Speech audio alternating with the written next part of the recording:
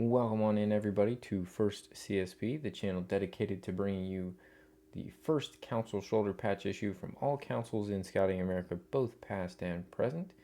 We release new videos every single day, so if you're new here, by all means check back through our catalog of previous episodes or tune in every single day as we drop new episodes highlighting additional councils and their first issue from Scouting America. Today, we're going to be taking a look at Delmar Va 081.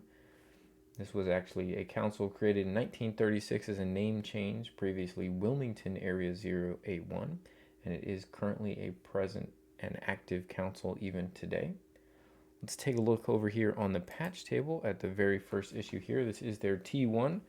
See the nice blue twill here, identified by its light orange border, dark blue background, gold letters, and the full states of Delaware, Maryland, and Virginia are depicted on the center of the patch. It is listed as an error, I believe, because what they intended was to have maps of the council areas only, not the full states, because that is what they then produced as their T2 patch, which we'll take a look at here in a second. And one of the reasons I wanted to do Delmar Va today is we've been trying to help individuals identify similar patches, and there is the TA3, which we also will show you in a moment, that looks very similar to the T1, and we want to help people be able to differentiate those as well. But this is the authentic first issue, T1. We can see it has that traditional older style cloth gauze back. It's a fairly loose weave on the cloth gauze, and that will actually be important when we take a look at some of the subsequent patches.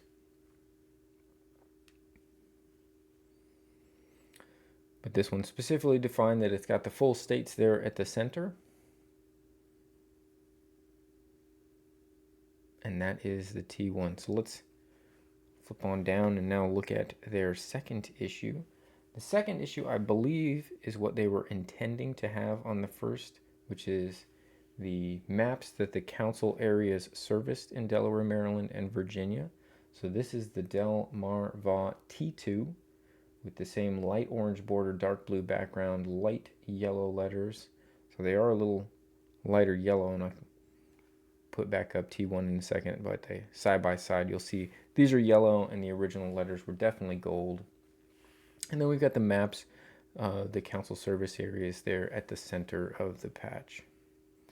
This one that we have happens to be a plastic back. Super fine weave there on the backing, the gauze backing before the plastic was applied as well. Take a look at comparing that back to the first issue. We can see that the lettering is definitely gold here, and this is going to be the much brighter yellow thread. All right, so that brings us to then the third patch that Delmar Va produced, and that is the TA3. And we're going to see it is a very good reproduction of what their T1 was. So we got the light orange light orange border, dark blue background, gold letters. Does even say like the T1, and this was produced in 1978. Has the full states on it as well. Looks like our zoom's going in and out just a little bit there. Focus. There we go. If we take a look at the back, one of the defining characteristics for this patch is it is stamped D2 on the center in the states on the back. One of the other things that I've noted in taking a look at this is that the weave here is also a little bit tighter for the cloth gauze back. So if you're comparing that with the T1, and we'll show both of them in a moment, you're going to find that that's a bit more refined. I will say that when I've looked at these TA3s online, oftentimes this is very much rubbed off. You can still see faint outlines of the D2, but the one that we happen to have in our collection seems to be one of the better preserved for whatever reason, in that the D2 stamp is very clear. So there, I'm sure, could be times where it's worn, you know, and depending on how the patch was stored or whatnot, and that is mostly gone and it's harder to see, and then you're going to have a more difficult time discerning this TA3 from the original T1.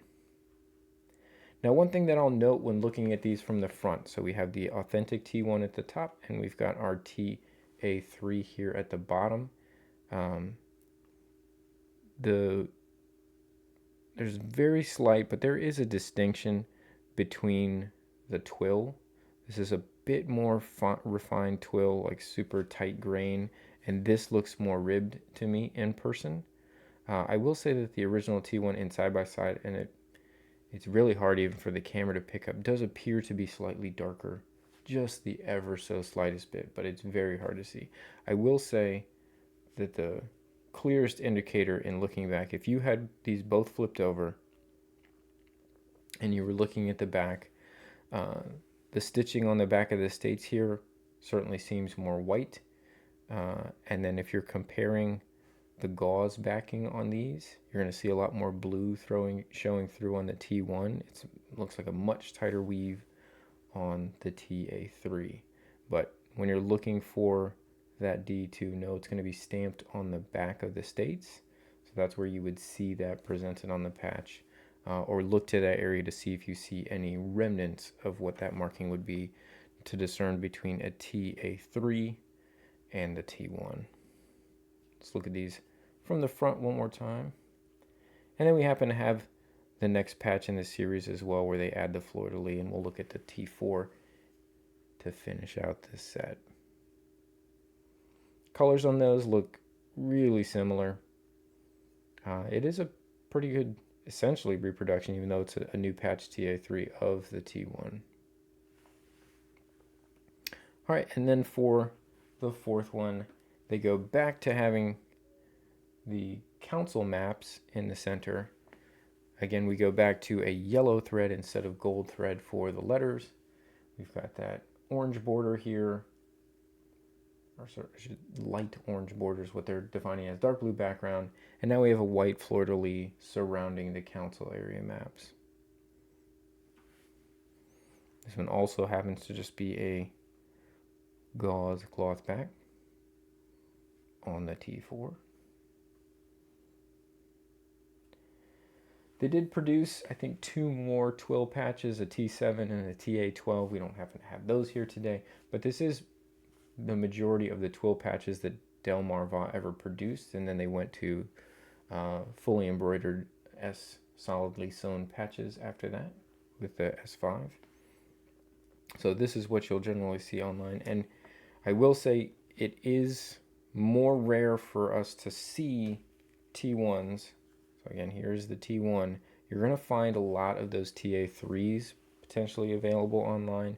It is more difficult to track down a T1, at least as I've been looking more recently, try and look at what is the availability of patches when I'm about to do a video just out of curiosity. So here is again the T1. I'll show you the back one more time.